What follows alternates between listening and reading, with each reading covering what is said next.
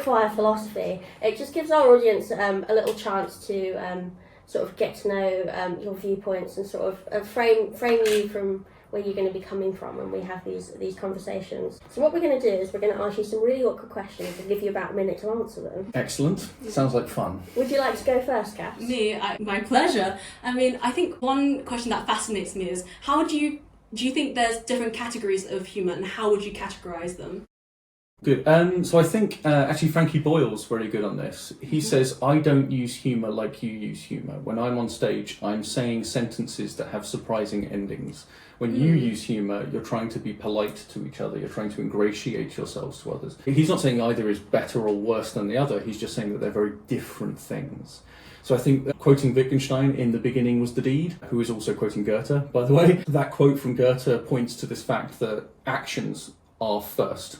So what it means is that different forms of humour would be tracked back to different kinds of behaviours that we have, different actions that we perform. So there's transactional humour, there's ingratiating, polite humour, there's frivolous humour, there's serious humour, there's Samuel Beckett, which I think should exist in a category of its own, although we might call that absurdism rather than humour, I don't know. Yeah. I mean, can I follow up on that? You can follow up. I mean, my question would be, what is exactly serious humour? Because they seem very contradictory to each other. Is there like a specific example where we would use it in our daily lives or not? Ooh, so there's thousands of years of history I could throw at you here, Yeah. which I won't. So just because something is frivolous doesn't mean you can't be serious about it. And also, jokes can be cutting and serious and true.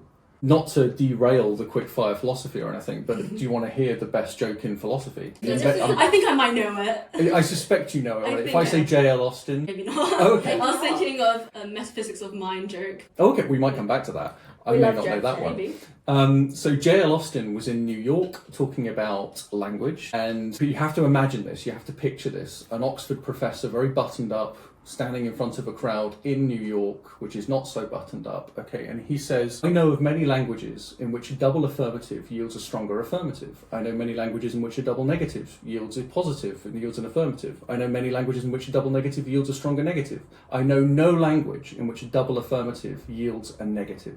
From the back of the hall. Yeah. That's because it's true. And so this is what I mean by serious humour. You can tell jokes. And interestingly, by the way, one of my most intriguing quotes from Wittgenstein is, a good and serious philosophical work could be written consisting entirely of jokes or questions. He picked the latter. Because Philosophical Investigations has something like 700 questions in it and about 14 answers, and he admits most of them are wrong. That's amazing. Jokes subvert. They do something interesting. They get us to question interesting things about language, about what we find important. They challenge us in really difficult ways. That's why so much of humour today leads to big political issues. I think wrongly, because I think we need those offensive jokes in order to remember that there is offence and where the line is drawn. We need that. That doesn't mean that offensive equals funny. It just means that funny must often mean going into the offensive. Yeah, that's really interesting. I'm afraid that I'm just going to derail the entire conversation. Go for it. Because my question is not related to the topic at all. Okay. But it's really funny. So gives the surprising element, doesn't it? I do. I tend to do this. My quickfire philosophy question for you, Alex, is do you believe in free will? I don't know if you know this, my PhD was on free will. Amazing. That was out of pocket. I was not expecting that. So the question is, do I want to believe in free will? So I quite like existential views on free will, which is that we're condemned to be free. That it's almost a curse to be free. When do you feel most free? When you don't want to be. When you don't want to make the choice. That's when you feel the weight of that choice on you. So do I believe in free will? Absolutely I do. I don't believe in it being a metaphysical or scientific question. It's not. It's an ethical question. The ancient Greeks had questions around free will that would not have been either answered or disproven through physics. They weren't thinking in terms of physics at all. So even if you said, oh, well, we've come up with an operation, I can put you under the knife and you'll come out of the operating theatre as the first free human being, then we'd still be justified in asking, yeah, but what were the Greeks talking about? Yeah. Was that what they meant? Probably not. So we still have to go back to the original question. We'll still be stuck with the original questions we had before. All we'll have invented is free will, or free will, or whatever. I do quite like this idea of free will as more of a concept than something that does or doesn't exist. I was reading recently about this idea that free will can be restricted by so many different factors. It almost needs to be considered as a concept, and this idea that other people's actions can restrict your free will, where you're born into the world, where you grow up, the influences that you have, they all sort of negate how much free will you have. There's almost implying something that's more deterministic, but still allowing for that free sense that we have, because we still have the freedom of choice, but we don't have the freedom to control who we are, where we're born, and all of these other factors, if that makes sense. Well, if we don't control who we are, what does? And if the answer is, well, physics, it's like, well, that would be true even if we weren't people. That would be true if we, so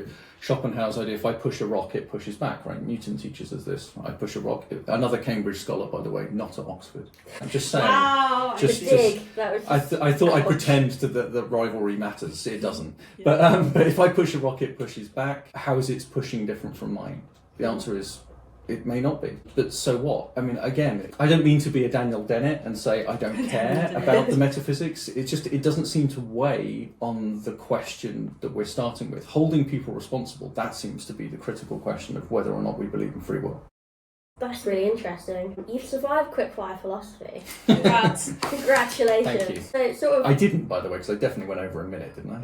Yeah, it's fine. This is interesting. I think what always happens with this segment is it kind of just segues us into our main conversation. Yeah, or we get trapped talking about whether or not Hitler was a good painter, and I mean that's interesting too. I like his paintings actually. Yeah, they were actually good. They were okay. Yeah. Maybe that would have been a better career path for him if he wasn't rejected.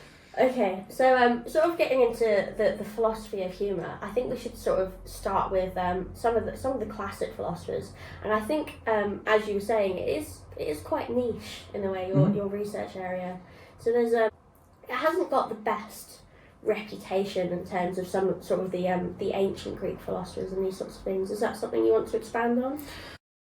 Absolutely. So to Cass's question about, can we be serious? This is the issue. So the feeling was, I think lots of the bad reputation for philosophy in the West, and I do want to stress, it seems to be in the West, right? You've got the laughing Buddha. That seems to imply that at least religion and a sort of philosophical mode in the East was much more welcoming of humour. I think so. We need to be cautious about who we're accusing of this. I think in the West, the problem was Plato. He saw Aristophanes as having killed Socrates. Why? Because he wrote a play where he looked like an idiot, and then he had to defend himself against quite serious charges in court, which he couldn't do. And indeed, the apology even mentions the first accusers being the people of Athens, who had all been to see this play, where he's carted around in a basket and looks foolish and all these kinds of things. And they even accuse him foolishly of believing that the sun is a ball of fire and the moon is a rock, right? What kind of buffoon would believe that? And of course, Socrates rejects those silly beliefs and says, no, I would never say something that stupid.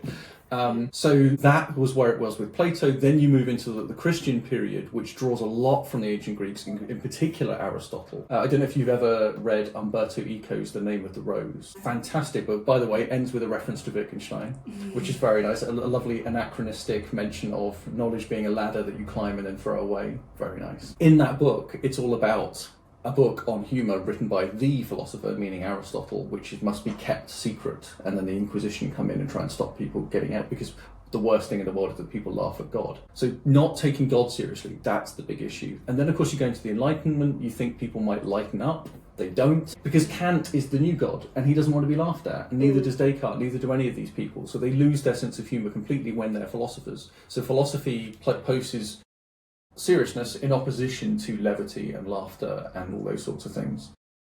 So this is the reputation that it had going into the 20th century, and then 1901 breaks and we get Henri Bergson writing on laughter, Russell not getting the joke, or at least not finding it very funny or very philosophical, rejecting it completely wrongly. We might come back to that.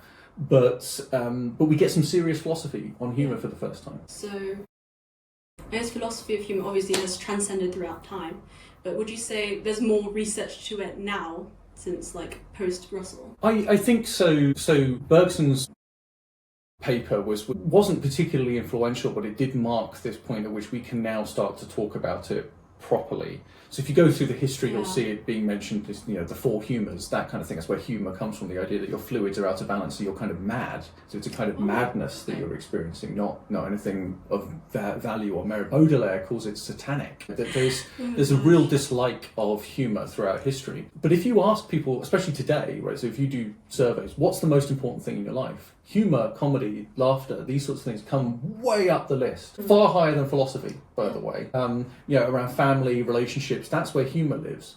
Well, philosophy's supposed to deal with things that matter to people, isn't it? It's supposed to deal with things that are meaningful. Well, this is where people derive meaning. Why aren't we talking about it then? So I think that's been a kind of recognition that hundreds of thousands of papers written about the cogito argument versus maybe 100 papers written about philosophy of humour is an imbalance that needs to be addressed. I agree.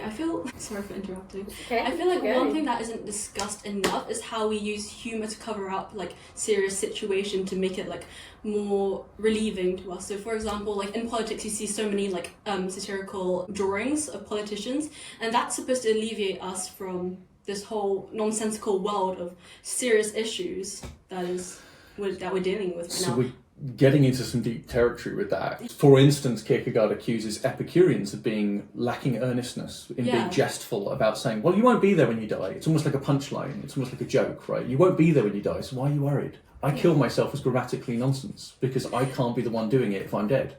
So I kill myself. None of this dramatically makes sense. Oh, okay. So these philosophers kind of turn inward and say, yeah, you know, so don't worry about it. It's fine. And so there's this cathartic aspect to humour. And I think you're right about satire as well. And I'm sure we'll come back to that as well. But the elements of satire, whether that's the point of satire or whether it's intended to change politics, that's the other question we could ask. But I will say this. I often get people saying things like, well, religion, it's just a crutch, isn't it? To which I respond, do you ever use a crutch? Yeah, when I've hurt my leg. Well, then isn't it a good thing? You know, so catharsis isn't hurting anyone. And whilst, yes, maybe, if it would lead people to sort of accept something that was unacceptable, then we could call it bad. But insofar as catharsis makes us feel better about things we cannot change, I don't see the harm necessarily. Yeah. It's interesting. It's when we're sort of thinking of the different ways that we can frame philosophy of humour, that this is one thing that even John Locke went into slightly. There was a paper published by Lord Shaftesbury, who is the person that John Locke lived with, just going back to our first episode here. Interesting, I didn't know that. Yeah, so he talked about this idea, he introduced the relief theory, and this idea that humour is almost like this relief, he described it like a pressure relief in like a boiler. Like just that release, and that was almost like the purpose of humour. But we do go into sort of an alternative theory, which I think is where a lot of modern ideas go with this idea of philosophy of humour, and it's the incongruity theory, and this idea that when you have a joke, there's always like, you know, the setup, and then you have that punchline, and it's almost that unexpected element. This is what causes it to be funny. Is that something you do? I am a big fan of the incongruity theory insofar as it captures something that is definitional about comedy, that there needs to be some element of incongruity there. It doesn't explain why not all incongruities are funny, however. It might explain why funniness has to have some incongruity, but it does, and even incongruity, by the way, where two things perfectly align. You know, that's funny. Right, we say, you know, something's funny when two things that shouldn't happen together do happen together, but they coincide because there's perfectly good reasons why they coincide. But it's kind of, oh, that's weird that should happen. That in itself is almost an incongruity, though. Like the fact that they're not incongruous it's that alignment that brings that comical element to the implausible congruity of things. Yes, absolutely. I remember one experience I had with a student. So I teach adults often, and he was in his 60s, and he recollected a story. His father ran a menswear shop, and he said, I always used to laugh when my father would say, we've run out of green men's socks. And I said, is that because too many green men had come in the shop? And he said, that's why it's funny. Because he'd found it funny because it sounds wrong, right? We don't put those adjectives in that order normally. Although technically, and here's why it's not incongruous, that's grammatically correct. They are men's socks, and they're green. Yeah. So green men's socks, it makes perfect. It's not like blue big bucket. whereas we'd say big blue bucket. This linguistic phenomenon that even though things are grammatically correct, English people have sort of invented this order that we feel like adjectives need to go in, and it's really strange. And it's also why people who don't speak English as a first language really struggle when they come here, because we've got so many hidden rules that we just don't. It's very inconsistent. Yeah, and we don't bother to explain things like that to them. A Czech student of mine said, "Why is it big blue buckets, not blue big buckets?" I don't understand that. And you've hit upon the perfect word, right? The strange and the familiar. And I think this picks up the incongruity theory. William James, wonderful philosopher and psychologist, says that philosophy is about seeing the strange as familiar and the familiar as strange. And Simon Critchley, who's done a lot of work on humour as well, wrote the book on humour. Simon Critchley talks about that fact as we kind of have a Martian point of view. You know, there's a lovely joke by Bill Murray, which is, "Happy birthday, here's a sack of my breath," which is, once you step out of the world in which balloons exist and you come back into that world from outside, it's like, this is weird, this is bizarre. So incongruity doesn't necessarily mean it has to be out there. You know, that there has been abstract, Monty Python kind of comedy. I wonder, can you find my fish? That kind of interlude in the middle of a film which makes absolutely no sense. That's good avant-garde comedy. But there is also the familiar, and then making the familiar strange. Peter Kay's observational comedy, right, where he's like, "When you're going on holiday, July, oh, that's a good watch." Well, our watches do that now, unfortunately, because they're smart watches. But the idea that your watch would be telling you when you're going on holiday, but we do all look at our watch when we think about time. So these kind of weird observational things that we note. So comedy and philosophy kind of lining up. Yeah, it's linking the patterns, kind of like. It's like a skeuomorphism. Have you heard of that term? Tell me more. It's something that I study linguistics and philosophy at A level, so it's something I do bring in quite a bit. And it's this idea that we go back to these original senses to help us understand new technology. If you ever typed on an iPhone and you hear a clicking sound, it's called a skeuomorphism, because they're sort of adding in that sound from a typewriter. If you ever click save on your computer, it's a little floppy disk icon, and it's going back to these original, and it is, in a sense, it is funny how we sort of rely on these older technologies to help us understand these new things that we've brought in. It's just something that brought to mind. And it reminds me of the grand mistake in classical cinema, right? Epic movies where you'll see the emperor standing before gladiators, and the emperor will do that. And what does that mean? You tell us, what does that mean then? It means live, right, according to modern movies. It means kill in Rome, because did that, so did that, so did this, so did that. Putting a thumb up means nothing. But in modern cinema, he's just going, "Great job, guys!" Thumbs up and the thumbs down is an Americanism that exists in modern world. It does not exist in Rome. If you wanted to kill someone, yes, you put your thumb out. But if you wanted to have them saved, you put your thumb in. It meant putting your sword into its scabbard. See, now that would be a good punchline. But it's this idea, yes, you have to be given something which you're expecting, even though it's actually not what you should be getting. I think sometimes things can be funny, even though we've heard them thousands of times before. I know that, I can't remember what they call it, but there's that one sound in cinema where they play it in every single film, and it's this awful screaming noise. The Wilhelm scream. Yes, and they play it and it's always funny. And you can always pick it out, but I think there's something to say for the unexpected as well. When you completely expect something to happen, sometimes it's still funny. Have you ever watched Friends with the canned laughter removed? It is entirely unfunny. It's so dull, isn't it? And I love Andy Kaufman saying, that those laughing people are probably all now dead.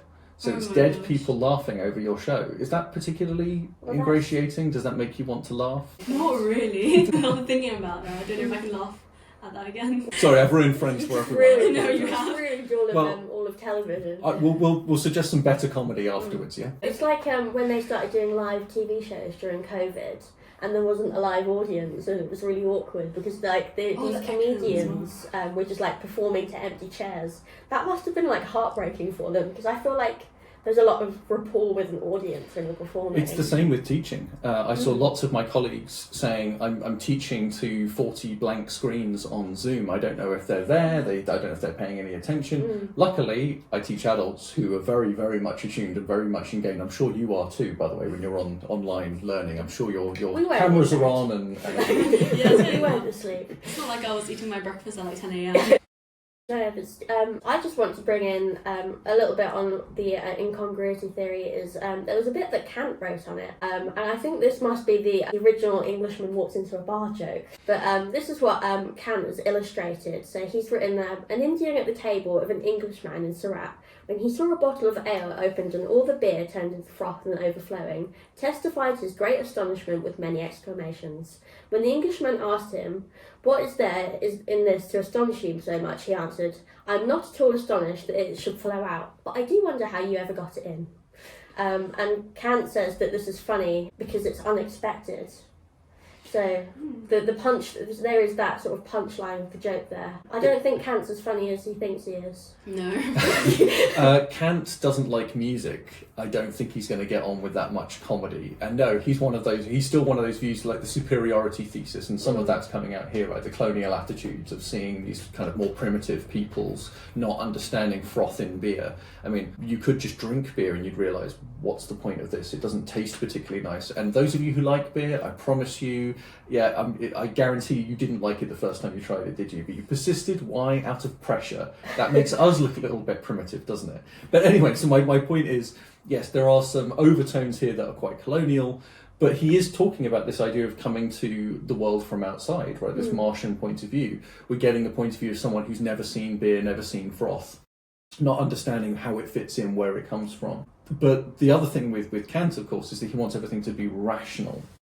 And I noticed that, interestingly, like Freud carries this on. So Freud tells a joke very similar to that one, although he is now in the joke, I think. Mm-hmm. So the joke goes like this. A person walks into a patisserie and says, "I'll have a slice of cake, please." They hand him the cake. They say, "Actually, I'm not sure I want the cake. Can I have a coffee instead?" Takes the coffee, drinks the coffee, goes to walk out. "Excuse me, you haven't paid for your coffee." "No, that's fine. I gave you the cake in exchange." Now, what I'm imagining, the reason why Freud is in this joke is because he's sitting in the corner watching this happen, thinking, "Oh, this person doesn't understand how commerce works," and panicking because it's that kind of, highly civilized embarrassment that we feel when people don't get things. A little bit like what Kant's describing here. What I think leads to his relief is being told, it's a joke, it's okay, you can laugh. And when you laugh, that releases all that tension. So he had this idea that it was the relief theory, that your nerves coil up with tension and then they have to release it somehow, so that it releases it with a laugh. Of course, it doesn't explain why your nerves coil up or why you release it. It doesn't explain anything. It just re-describes it. Yeah. So it's not a particularly good theory, but I mean, if the incongruity does at least try and get at why do your nerves tense up? Why do you feel that sense of relief? Interestingly, by the way, having mentioned Frankie Boyle earlier, Frankie Boyle comes back in on this point and says, some of my comedian colleagues say the same thing. They say that we deliver punchlines to release the tension from the joke, but his punchlines deliver the tension in the joke. I can't repeat them here, but some of his jokes deliver that. You can go ahead if there's one that you I'll tell what's probably the safest one. You think that was the safest? But the safest one is, my uncle says, do what you love and you'll never work a day in your life. He does heroin. Yeah, I've heard of that one. But the point is, it's tense, right? It's tense at the end. We get the sense of... There's one, just a content warning for anyone that's listening to this, but there's this really good joke that I heard the other day that really displays what you're speaking of here. And this guy's recounting a story where he gets on a plane and somebody walks over to sit next to him, and the woman says, "I hope you don't mind, but I really want to sit with my husband who's sitting next to you. Could we swap seats?" So he looks at the husband and he's going like this, like he really doesn't want to sit down. And then the guy goes, "So I didn't know what to do, so I get up and I get off the plane." So at that point, you think the joke is over, but then the punchline of the joke is, "And then it hit the World Trade Center." Is it bad I didn't get the joke? God. But you don't get that until like the very end. And I think the video of this, I can't remember the name of the comedian, but I will link it in the description on Spotify. Yeah. But what I love about the humour is everyone laughs when they think the joke is over, and then he delivers that punchline and the room goes silent.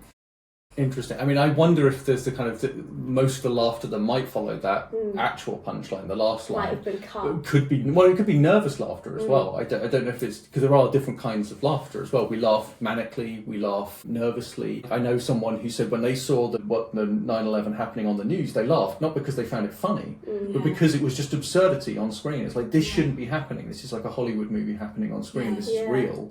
And so the reaction was, there's a line from the History Boys where they're talking about children from school going to Auschwitz on day trips. And he says, what do they do there? Do they have packed lunch? Do they hold hands? Do they tell jokes? Nothing is appropriate. But then because nothing's appropriate, nothing's inappropriate either. And so if nothing's inappropriate, then going there and just laughing, not again because you find it funny, but because there's nothing to do, just to sort of laugh at the world. Kierkegaard has a character do exactly the same sort of thing. The gods ask him, what one thing do you want? He says, for the joke always to be on my side. And the gods laugh. And is that because they're laughing at him or with him? He takes it to be a fulfillment of his wish. And he goes, great, they're laughing with me. We're all sitting there thinking, I'm not sure that's true. So there's subtext and layers in that as well. If I can go for a slightly safer version of that joke, there's a lovely one from Douglas Adams, another Cambridge writer. Sorry to... You didn't right in the deep end with that joke. I love Philip Pullman, so let's balance that out. Yes, thank you. Good. But Douglas Adams delivers this joke where he says, I'm waiting for a train. This actually happened to him apparently, and I believe that it is true, even though that's a good setup for a joke anyway, to tell people that it's real, which is another thing we can come back to. Why does reality sort of lend it more weight? But he's waiting for a train, goes to the little kiosk, buys a newspaper and some biscuits, sits down, throws his newspaper down and starts waiting for his train. Then someone comes and sits down opposite him and reaches over, picks up his biscuits, opens them, takes one out and eats it. And he's like, what on earth? This is Britain. This doesn't happen. No one opens your biscuits and eats them in front of you. So Douglas Adams did the only thing any red-blooded British person can do. He stared at the person opposite, picked up another biscuit, put it in his mouth and deliberately watched them whilst eating it. And then the other person did it as well. And he goes, this went on forever, although there were only 6 biscuits, so it couldn't have gone very long. But it felt like it went on forever. Then the guy got up and left. And Douglas Adams was just sitting here, reeling, not knowing what on earth to do. His train arrives, so he picks up his newspaper and finds his biscuits. He's eating the other person's biscuits. So what's so lovely about this is he then says, so what I really like is the fact that that person out there in the world has the same joke, but no punchline. Yeah, that's so for really him it was just a tragedy. He had the actual setup for the joke happening to him. Someone did eat his biscuits. That's really clever. I love that. That's really clever. I quite like the idea that British people would just sort of accept that was happening and not say anything the other day. Oh, we so would. Yeah, just the other day I walked into a table and I apologised to it. Yeah, what do you say? Sometimes I say thank you to hand dispensers, like soap dispensers. Like the COVID ones that give you the sort of the sanitizer. Yeah, exactly. I will hope in the younger generation. Oh, actually, this leads on my to... gran says that to me all the time. This leads on to my point I wanted to make. So I think our sense of humour as like the younger generation, like our sense of humour is kind of like dissipated into nothing because like we literally laugh at like a piece of bread just falling over. I don't know why we laugh. It's so funny though. There was, I know. I just don't know why. What's the psychology behind that? They play these like really like intense songs with like a really good beat drop, and you just watch as this little bit of bread is just like slowly falling over. Triviality mixed with pomp. It's the perfect incongruity, right? Yeah. But what's Skibidi and why is that? I was about to bring that up. Yeah. Do you want to know or do you not? I know what Skibidi is. I also know why it's funny. I actually do think it is funny. Yeah. I mean, if you saw the video, That's horrible. It's Simpsons. It's like, why bother? Yeah, you happen to live in the world of the Simpsons now, though. That will bring us around to satire. But I actually spoke to one of the creators of the Simpsons once. Very lucky to have Mike Reese join us for a class once. I put this question to him. I said, does the fact that we're now living in a world where the Simpsons predicted Donald Trump being president, and he is, does that mean that that was a satire? And he said, well, we didn't intend it. 50,000 jokes a week, one of them lands, fine. And I said, but isn't the satire the fact that we are living in Springfield rather than the real world? Isn't that the satire? The fact that that stuff could happen in our world rather than that you intended it? Does the intention matter? And I think he was kind of, I guess so. At least it means he's not to blame. I think he was worried that we were blaming him. You got to tell him to write some cheerier episodes, Well, that was quite a funny episode until it became true. Sorry, fans of Donald Trump. Gosh. I think considering the name of our podcast, we're a bit left wing. Yeah. I think it's necessarily wings. He started left wing, he's now right wing. I think quite a few people have deliberately forgotten this. Yeah, it's like how Liz Truss's Lib Dem initially but became Conservative. Oh, I didn't know that. Yeah, it's really interesting. Really? Yeah. She did get beaten by a lettuce. What party was the lettuce from? I don't know. Was he Labour? Surely Greens. Fair point. Yeah, that's true. Well, it's the first time the Green Party's won anything then. Yeah. Not the first British lady sunk by an iceberg either. Sorry, I'm just trying to come up with all my Liz Truss jokes now. We've just made a bunch of Conservatives really unhappy. They'll all unsubscribe. Well, this is an interesting question, and again, satire has this danger of veering into political discourse, and it becomes, are we excluding some people? And I don't think we should, and for very important reasons. So I argue that talking of behaviours, right, in response to Cass's first question, right, of what humour is used for. Yeah. Well, in politics, what is it used for? Because you can either win the argument, right, which I don't think is actually the most important thing. I remember Lisa Nandy said recently, there's no substitute for winning the argument. I mean, I'm sorry. There obviously is. I really like Lisa Nandy, but obviously there's an alternative to winning the argument. There's winning the election. That's clearly the better option. So there's winning the argument, though, so the rational route you can take. There's the sort of moral, right, the route that you can take, the high ground that you can take as well, so you could win the argument in the sense of being righteous or on the right side. Then there's the violent route that you can take, and lastly there's the comedic route that you can take. Now, I don't know many comedians, and don't get me wrong, Jeff Norcott is often pointed to as a conservative comedian. And Jeff, I'm on to you. I know that you are not a conservative comedian, not least because you appeared on the MASH report and Channel 4 News. That's the only times I've ever seen you, so you're definitely not. Sorry, I'm talking directly to Jeff Norcott now, but there are some conservative comedians, but A, they're not very good, and B, they're not very funny around the politics of stuff. And I know I could get sort of messages about this, but I just want to point out one thing. That liberals make fun of conservatives. Liberals also make fun of liberals. Conservatives make fun of liberals. Conservatives do not make fun of conservatives. This is why they don't have this proper sense of humour. You cannot, nothing can be off the table in comedy. So the fact that they don't have the argument, I would argue, and I'm not saying the left does either, I'm just saying the right doesn't have the argument. I'm not sure any politics can have the argument. The moral high ground is dubious because they are often viewed as the nasty party, right? So they're kind of, we're the serious ones. We want to be right. I've just said that they can't be, so they want to be righteous, which again, they're not. That doesn't, if you don't have comedy, then that only leaves violence. And by violence, I just mean like pushing things through, forcing things through. Look at what happened with Brexit, it was forced through. So I'm just describing things here. I'm not talking about my alignment. My politics is irrelevant to that point, and I genuinely can adopt this point of view of the Martian, coming in, hopefully being entirely impartial. If someone wants to tell me why I might be wrong on any of those points, I'm very pleased to hear it. But I don't hear those kinds of objections coming up. For me, satire is fundamentally important because I desperately want conservative comedians. Right? So to take back the point, I'm not against conservative comedy. I want there to be conservative comedy, but it has to be self-effacing as well. I think what makes it really interesting to me is that how comedy is used in politics, especially like you use comedy because you want other people to see your perspective as a party, right? And I guess is the reason why they're not being very funny, the reason... Sorry, I'm trying to construct my thoughts here. They are being very funny. I could argue that they are. Sorry, I'm trying to not... They are hilarious, but they're not trying to be. It's the way they frame it. Yeah, I guess. I've heard that they are trying to be funny, so this is just going to almost a bit of devil's advocate here, going to disagree with your points, but have you heard of this idea that before Boris Johnson goes on a stage, he ruffles up his hair? And the way he says things, like he almost says things that he knows are going to become a meme. Like, have you heard people like study his pronunciation and the way that he says things? He does it on purpose. He says things that are strange when he's talking about those lovely new blue passports and things like that. The way he uses his vowels, he's created this character that he must know it's funny, but he's almost framing it in a way. And I think this is what's really interesting about sort of conservatism, is that people like Donald Trump and Boris Johnson, they're maybe not the best comparison because one's a lot worse than the other. I'll leave it at that. True. But like liberals seem to know that they're funny, but the people who are on their side just like blatantly agree with them, and they don't see that comical side to it. Yeah. So two things. So definitely need some balance, because there is a lot of lack of humour in some areas on the left, right? There are clearly, and this could be an indicator. So I'm not saying it's uniquely belonging to the Conservatives. I'm saying it's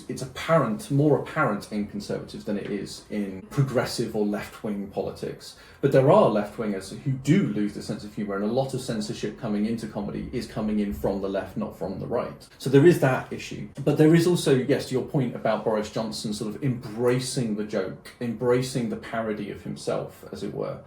But there is also a mistake about... There was a lovely debate that Mary Beard had with Boris Johnson about which is the best form of classics, Roman or Greek. And Boris was arguing for Greek, and he said, if you look at the Parthenon marbles, which he only brought up because the Greek ambassador was sitting in the front row, you could argue. I'm not saying he definitely did mean that, but you could argue that's why he brought it up. But he said, the gods and the people, the humans, are on the same level. They're the same height. To which Mary Beard came in with, yes, but the gods are sitting down. Right? So they when they stand up, they're inevitably taller. So ka-ching, I've won the argument. And of course, that was I failed the argument. Now, you could argue maybe Boris just would rather have the joke than have the victory. But I would say, actually, I suspect there is an element of buffoonery that you can't hide, so you embrace it. And you play it, and you play that role. I never saw a hint from Boris that he got some of the jokes for a long time, and that actually more style and stylists coming in to explain it. But again, I don't want to accuse anyone of anything, and I don't really care one way or the other about this. I will agree that Donald Trump, for instance, has said some objectively funny things, like when he went to North Korea and said, just get rid of all the artillery and replace them with hotels, you've got a lovely coastline here. That's objectively funny, and comedians have nothing to do with that. But just because we can't make use of it, again, it's like The Simpsons. It doesn't have to be intentional, it just has to be objectively funny. It's an absurd situation that we find ourselves in, but that doesn't mean we intended to make it absurd. It just means that it is absurd. Again, I'm trying to be completely descriptive here and say, yes, on both sides there is this concern around a lack of sense of humour and a move towards more pushing things through, forcing change, forcing rebellions happening right on the left, where we glue ourselves to things. We've won the argument, we've won the righteousness thing, but nothing is changing. So what do we have left? Well, violence. Would it be better if it was humour? I don't know. But joking about the end of the world is hilarious, actually. I was about to say it isn't funny, but it is absolutely hilarious. So maybe that would, but it wouldn't bring about change. I can see why these different sort of routes that people have into bringing about change, why humour is seen as the least effective or the least useful. But Mark Twain, in the last book he ever wrote, or nearly finished writing, The Chronicles of the Young Satan, has Satan say to a character, why did you not use humour? Why did you fire weapons at each other? Why didn't you just laugh at them? You would have blown their beliefs to rags in seconds if you just laughed. And I don't know if that's still true. I could see why, going back to Umberto Eco's The Name of the Rose, the Spanish Inquisition desperately want to stop people laughing at God, because you can't... Laughing at religious suffering is the one thing that Kierkegaard says you can't do, because it can't remain religious suffering after it's been laughed at. So you can either have one or the other, you can't have both. And I get that, and so I can see why laughing at religion would be bad. There are situations in which I can imagine laughter being very effective, and situations like the J.L. Austin things, like, ooh, that's cutting, because that's a knockdown argument and it's funny.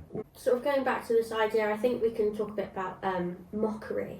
I think this is almost an embodiment of this idea that humour can have a lot of power. I think we can bring in a bit of theology here, because you said that theology is something you're interested in, and it's my favourite. There's a verse in 2 Kings where a group of children they mock a man for having a bald head, and it's talking about it's like an offence that's worthy of death is how it's often been described. So do you think mockery is this almost like a negative point of view we got here, or is it really just something that's embracing the power of humour? So the superiority thesis, as it's often called, this idea of laughing down. So Descartes gives the example of a hunchback laughing at an upright gentleman falling over, because it's like, even they can fall over, ha ha ha, they've been brought low just like I have been. It's very spiteful, it's very vicious, and it's undeniably part of humour, right? When we're at school, a lot of the humour is this kind of vicious, bullying humour. The Nelson Muntz, ha ha, that kind of It's just humour. banter, you know. But I do think that the danger is that. So that I was watching, I can't remember what film it was, but there was a film I was watching recently where a character was being bullied, and her great transformation was getting in with the jokes with the guys. And it's like, should that be the situation, or should it be? I mean, there is a plateau it reaches at that point where she can be the bantering one at the same time, and so there's this kind of equity getting generated. But should there be a need for that? Anyway, but we can talk about the merits of certain kinds of humour, but I take your point that it has this power to bring about change, to be threatening. I managed to keep the bullies at bay in my school by being the person with the wit, right, with the ability to have the cutting, crushing joke that I could tell at their expense, so they would avoid that kind of conflict. Even though I was very easy to bully, noodle arms and kind of not very interested in sport, they could push me around all day, but I could hurt them with a joke. So there is that it does have this power. But at the same time, that's not all of humour. That's definitely not all. I got rid of my vacuum cleaner. It was just gathering dust. Now that's a good joke. It doesn't hurt anyone. It's not. That's something my dad would say. Dad jokes. Well, Dad jokes. And there's your bullying. Yeah, and it was funny, wasn't it? It won the Fringe Festival. It's Tim Vine, by the way. I'll call him out. But the joke's a very good one, and it's very neat. But it is, I suppose, a superiority thesis.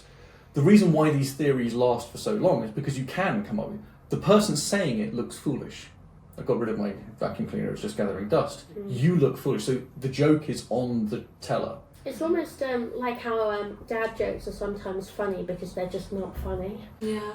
Oh. So do you just laugh out of sympathy or not?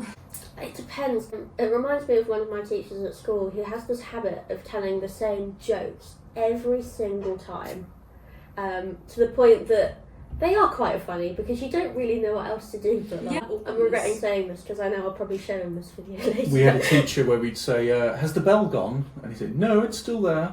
So there was a lot of that. But there are, we used to, this is how horrible I was as a child, we did bully people with jokes by showing people didn't have a sense of humour. We would tell people jokes that weren't jokes.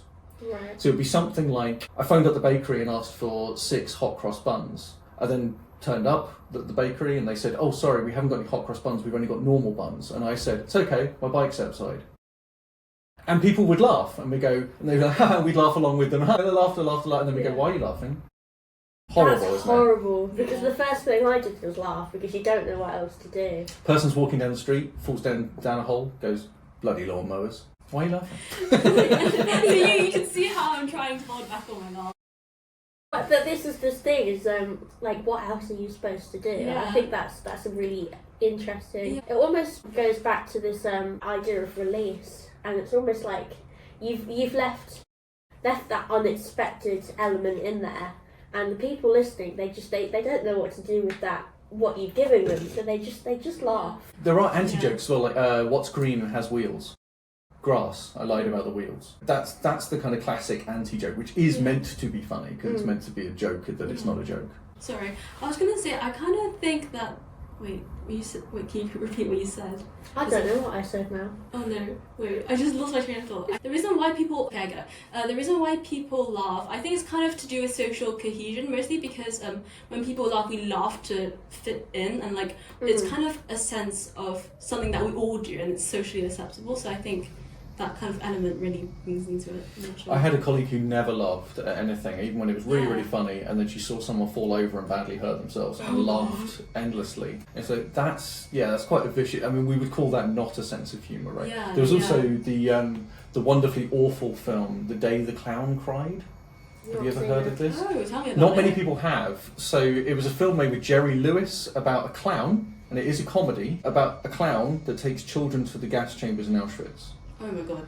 Right. And the film was made, fully produced. They asked Dick Van Dyke to be Jerry Lewis's character, and he said no. Not even Jerry Lewis put up objections and said, "You want me to make this funny? What is wrong with you?" But he did make it, and it was fully made. And then they ran out of money to print more versions of it to send it out to cinemas. That was it. That was the only reason it didn't see the light of day, really.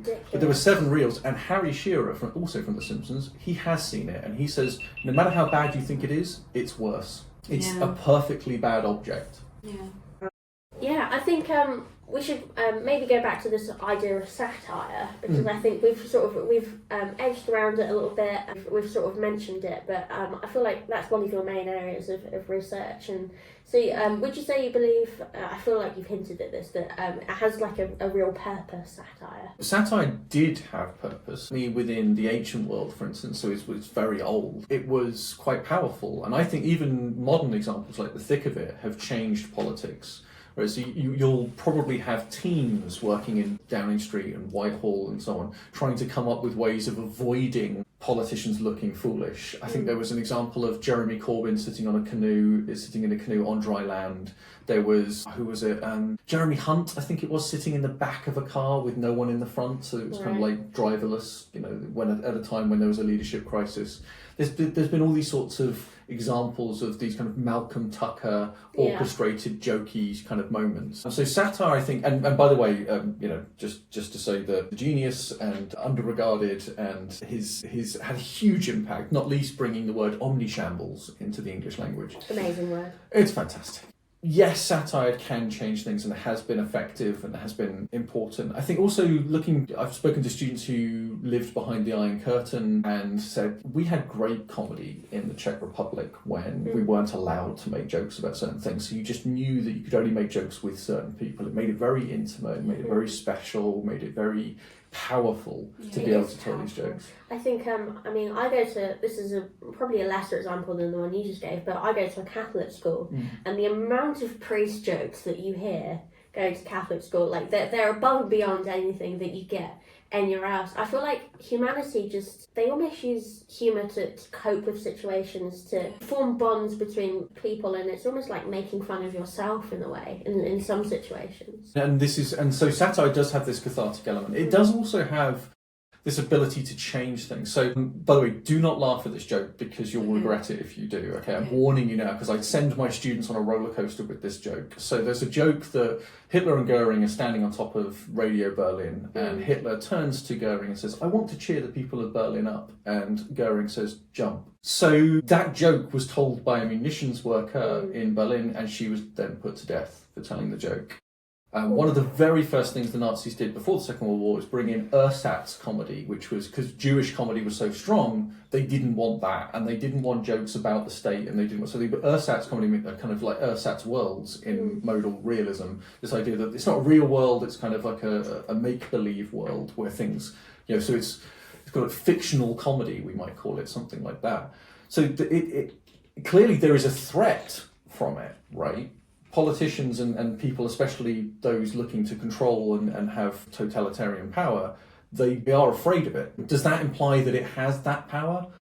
I think it has the same force as violence. I often make the point, just my uncle mentioned this in passing, the fact that there are lots of violent imagery used in comedic references. Punchline, I knocked them dead. These kinds of terms are used in comedy, and there is a kind of violence to it, and violent jokes, like the Three Stooges. If you actually saw something like that happening with them, you'd run over and ask to help them, but because it's the Three Stooges sketch and everything's slightly sped up, it's funny. So violence and comedy have the same thing because they subvert reason. A punch in the face or a joke will force you to think something whether you like to or not. And so that's what they have in common, violence. And I think they subvert, they're non-rational. Not irrational, although they can be, but they're non-rational in the way that they operate on us. So they have this kind of violent force in the sense that it's not bringing someone to your side, it's making them either agree or see your point. That's really interesting. Yeah. I think you can almost in that sense link these ideas of satire and mockery. It's almost they're linked ideas here. We've got have you seen the show Spitting Image? It is satirical, but it is almost just like a complete mockery of politicians. They made they remade it recently, and they did all those new episodes, and they are really funny, but it's almost they do have like an inherent purpose there. They are making some sort of comment. But it probably also, in some ways, subverts its own intention, right? Because imagine it's a badge of honour as a politician to be spitting imaged, Yeah. right? You can turn that into a verb. To appear on there means you have power because you are the figure to be attacked, right? You can't say the many of the things you say about politicians, about members of the public. It's horrible. It's offensive. But we say these things about politicians because they're fair game, because they're public figures. I don't necessarily agree with that, but it is their often character. Yeah. Yeah, there are character assassinations and so on, ad hominem attacks. We don't typically allow this elsewhere. Yeah, I think there's one more thing that I feel like we should bring in here as we're sort of starting to wrap up, and this idea that is massive at the moment, and that's sort of censorship, and censorship of comedy. And I think we should bring in, are you a fan of Ricky Gervais? Used to be a fan of Ricky Gervais, and it's not because of his comedy, or except insofar as I don't think he's very funny, but it's nothing political. I have no problem with the jokes he tells. In fact, I welcome that kind of shocking comedy. I think there was, do you know James Acaster? I like James Acaster. I do like James Acaster. I think he's hilarious just because he subverts expectation so brilliantly. I think there was a joke that Ricky Gervais told recently about transgender people, which really hits home for me because, you know, like it does almost feel like an attack, but I think he's really, like, I did enjoy his comedy, and I know, like, my dad enjoys his comedy, my brother enjoys his comedy, and I know that his whole thing is that you shouldn't, like, take offence by it. He's one of these, like, sort of dark humour people. But what really got me was he kept telling these jokes because people told him to stop. He kept telling these jokes about the transgender community because people kept telling him to stop. And he's like, you know, James Acaster did this bit where he was like pretending to be Ricky Gervais, and he was going, oh yeah, I'm just trying to be challenging, I'm trying to make a point, and it's just comedy. And then James Acaster goes, yeah, because the community that really needed another challenge in their life is the transgender community. Like, they really needed something else, isn't there? And I think that point does have some merit, even though I do believe in freedom of comedy, and I think some of the best jokes are the ones that make people go, you shouldn't have said that. And I think those sorts of jokes are amazing, but I do think his point there does have some merit. So lots of things to sort of meander through here, and again, like Ricky Gervais, here I am, a privileged white person with cisgendered leanings and so on, being able to say, you know, why make such a fuss of this? I'm not going to make that point. What I will say is, though, I don't think we have a very clear debate on this one way or the other from any side. And the reason I know this is because, and this will shock many people, but J.K. Rowling and Judith Butler, who wrote everything that is to do with gender fluidity and gender debate, whether people agree with her today or not, I don't know, but they both agree. J.K. Rowling and Judith Butler both, I've read what they've written, what they have written, not necessarily what their supporters have written, but I've read what they have written, and they say sex is a biological fact, gender is absolutely socially constructed and therefore can be socially deconstructed. Okay, so it seems everyone is willing to make the move from sex is not fixed, or rather, sex is determined by your biology, but gender is not, so therefore your sex does not determine your gender. But you can't then make the reverse journey to saying my gender now does determine my sex. So that seems to be where we're at in the rational discussion. And unfortunately, no one's willing to go there. I have been willing to go there just to point that one point out. And again, I don't care how that's resolved. I'm just pointing out there's an inconsistency there and we need to resolve it. And I think people don't like this point because to accept that sex and gender are separate things, you're going to have to understand that society is designed around sex, and we need to redesign it to be sort of more inclusive of gender. And that's where the issue comes in, and I think that's why people sort of conflate these terms. It's almost to avoid that obvious truth that we need to do. There are terrible arguments all over the place. So I've heard many people, reasonable people, make the argument, why should I be expected to use the pronouns that someone says they want to use? So, for instance, I had an inkling of this when a student said to me, well, you've chosen he, him pronouns. And I said, no, I haven't. And they said, well, of course you haven't. I said, no, I haven't. A choice is a thing that happens in space and time. When was that time and space? Where was it? When did that choice get made? Because I didn't choose. So the point is, I'm not saying you can't choose. I'm saying I didn't choose. And so that there's an asymmetry again, which we now have to try and resolve. But the argument that has been made back to people who are trans and appeal to having different pronouns, etc., you know, they, them, and so on, The objection that they can't expect me to use their pronouns. Well, you're expecting them to use yours, and it's like, well, but those are historical. So what? So what? History is literally a sequence of events that are changing what happened before. So I'm open to change, but the point is you need to have a clear picture of what that change looks like. Yeah. And I don't think we've had that. I find a slight concern in the banding together of LGBTQ, not least because there are disparate intentions here. There's some that are directly fitted to sex and gender. There are some that are neither sex nor gender. There are some that are sexuality versus sex versus gender. So you've got all these vying concepts. It's actually probably more complicated than aligning trans people with cis people, because it's still binary, right? In the discussion around I'm either trans or I'm not, or I want to be acknowledged as a woman or as a man. It's very strange to me why we can't have these open conversations, at least initially, settle it and move on. But at the moment, we can't move on. And I think comedy is vitally important here. Same reason that and I'm going to be clear here, I do not like homophobic jokes, but they were essential in establishing that I don't like homophobic jokes. Yeah. That I need those jokes. Point. It's purely the evolution of ideas, and we simply needed them to be there. Offensive means offensive, and I'm not saying that they're inoffensive. I'm saying that in order to recognise them as offensive, they needed to be there. You know who we don't need now? Jim Davidson. Right. We don't need Jim Davidson anymore. That job, if you can call it a job, is done. Get lost. We don't need you anymore. Maybe we need a Ricky Gervais who will be the Jim Davidson of the future. Sorry, Ricky. but sure he's going to love that when we tag him on Instagram. Yeah, we're going to be tagging a lot of people here. Thank you very much, Alex. But I will say... Good job being offensive.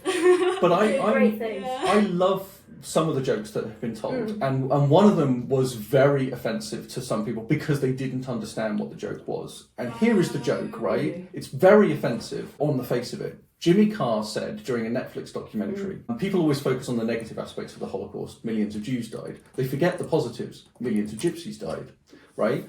That is offensive. The whole point is that bias that we have towards gypsy people today still exists. And there are people who will acknowledge that because they've laughed at that joke. There's a really powerful film/novel called The Boy in the Striped Pyjamas. If you haven't seen it, everyone should see it. Yes. That film it's really hard hitting. It hits you so hard at the end. Why? Because it makes you complicit for the Holocaust. How does it make you complicit for the Holocaust? Because you sit there saying that boy shouldn't be there, as opposed to all the other people who should. Now, just because you've drawn that distinction between the boy in the striped pyjamas who shouldn't be there and the boy who should be there, that makes you complicit because you are recognising a distinction that the Nazis want you to recognise. Battle over. We've won the war. We've won that heart and mind. And that's why that sort of Jimmy Carr joke is so powerful, because it's taken sort of an offence that we've accepted and it's applied it to one that we ignore and that one that's still relevant. And I think that is almost satirical in a way. It's really powerful. So maybe all of this censorship, it shouldn't happen in the sense that for us to recognise things as offensive, we need to let ourselves be offended. I love that. I mean, can I add? Yeah. I mean, I think what makes it interesting is that I'm bringing this back to John Locke. I think John Locke stated that we should accept all ideas in society because they push us to the next stage. I think this kind of links with Marx's dialectal stage, like Hegel rather, phenomenology, where like there's like two ideas, they conflict each other, and being able to be exposed to that gives you a chance to choose one and move on. And I mean, this whole conversation really made me realise how powerful humour can be in changing our world. So thank you for that. I don't know. Yeah, I mean, gender fixity, gender fluidity, we will have a synthesis of that thesis and that antithesis. We don't know what that will look like yet. But it does feel like we could get much quicker through this discussion if we were more open to having it. But if we can't rationally talk about it, then we can at least be able to hopefully tell jokes about it. And like I said, a good and serious philosophical work could be consisting entirely of jokes. The jokes we are telling here are giving us our philosophy. So if we can get these jokes, but what I don't like, and this is why I would take issue with some of the people, Ricky and others, who have told jokes that I think are problematic because the philosophy is driving the joke rather than the joke driving the philosophy. Anything should be on the table and everyone should be able to make fun of. And by the way, like with the spitting image thing, it could be a badge of honour that trans people say, yes, we can be joked about too. If we were excluded from comedy, would that be just like if we were excluded from acting or excluded from music or excluded from society in general? Yeah, true. Make fun of us as a group if we recognise ourselves as a group. Fine, you can do that. But that can't be. Why do it at our expense? Why do it at the. There are jokes that you can tell that are inclusive and just as offensive of everyone. I liked Frankie Boyle, I'll end on this. Frankie Boyle's joke where he says, I've got lots of friends who are racist, but to be honest, they're black and they're right. Amazing. I mean, it kind Challenges us. Yeah, it kind of reminds me of South Park because they have this whole thing about discriminating everyone instead of just one person. Yeah. So it's like everything's kind of relatable. They just hate everyone. Yeah, they just do. That's kind of like Reform UK, no? I'm joking. I'm joking. That is a joke to end it on. Thank you so much, Alex, for doing that interview with us. That was brilliant. Yeah, I think we'll end it there. Thanks everyone for listening. Thank you.